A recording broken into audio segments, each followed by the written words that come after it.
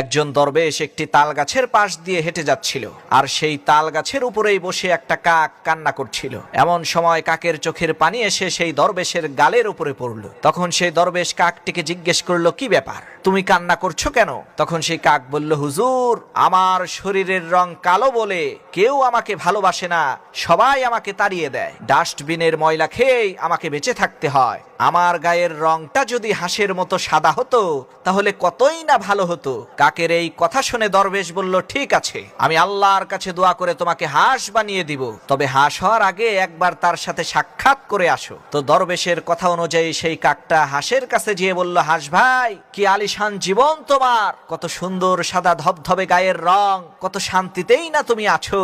হাঁস বলল, ধুর বেটা, এই ধরনের বাজে কথা তোকে কে বলেছে? কাক বলল, কেন, তোমার আবার কিসের দুঃখ?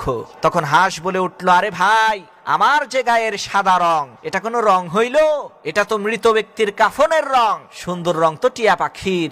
আহা, কি সুন্দর তার ঠোঁট, কি তার গায়ের রং। জীবনে যদি সুযোগ পাইতাম তাহলে টিয়া পাখি হয়েই জন্ম নিতাম। হাঁসের মুখে টিয়া পাখির প্রশংসা শুনে কাক চলে গেল টিয়া পাখির কাছে, গিয়ে বলতে লাগলো, ভাই টিয়া, কি জবরদস্ত আলিশান জীবন তোমার, কত সুন্দর ঠোঁট, কত সুন্দর গায়ের রং, কতই না সুখে আছো তুমি। টিয়া পাখি বলল, ঘন্টা, এই সব বাজে কথা কে বলেছে তোকে? কাক বলল, কেন, তোমারও কি কোনো দুঃখ আছে নাকি? তখন টিয়া বলল, আরে ভাই, বলিস কি, আমার দুঃখ নাই মানে? আমি তো এই গাছের ডালে বসে খেয়াল করে দেখলাম তুই এই গাছের চারপাশ দিয়ে কয়েকবার চক্কর মেরেও আমাকে খুঁজে পাচ্ছিলি না, কারণ আমার রঙও সবুজ, গাছের রঙও সবুজ। আরে ভাই, সুন্দর রং তো ময়ূরের, সে যখন তার ডানা উঁচু করে পাখনা মেলে নৃত্য করে লোকেরা তার ছবি তোলে।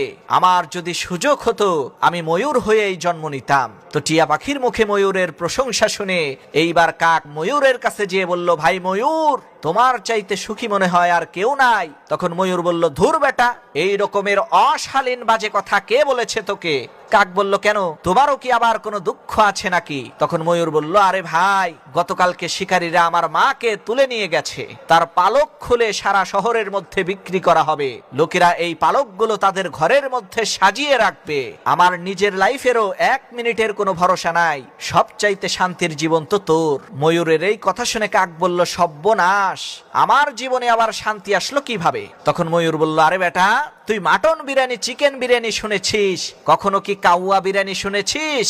কাক বলল, না রে ভাই, তা তো শুনি নাই। তখন ময়ূর বলল, আরে ভাই, তোর জীবনের তো কোনো ঝুঁকি নাই, আর এদিকে আমার তো 1 মিনিটেরও কোনো ভরসা নাই, তাহলে বল, তোর চাইতে সুখী আর কে আছে? এজন্য প্রিয় ভাইয়েরা আমার, আপনি যেখানে আছেন, যেই অবস্থায় আছেন, ভালোই আছেন।